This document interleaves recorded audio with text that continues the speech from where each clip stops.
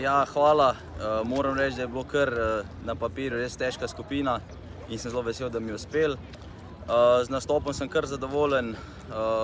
Malo se mi zdi, da sem juna 500 prej še poznala v K4 Mixu. Tako da mislim, da jutri lahko še izboljšam. Ja, neki so napovedujejo veter v hrbet, kar upam, da drži, no. Samo da ne bo preveč. Je pa ful valovito, čeprav ne izgleda, ker je ta betonski korit in se odbija sposod. In sploh ni tak lep val, ampak ke na morju sposod prihaja in je v zadnjih metrih kar težko držati čolo, no, da ti ne zbazla. Ja, predvsem dober štart, pol pa pač, da dobro razporedim moči, da mi na koncu ne zmanjka kaj. Imamo še kar nekaj prostora za izboljšave.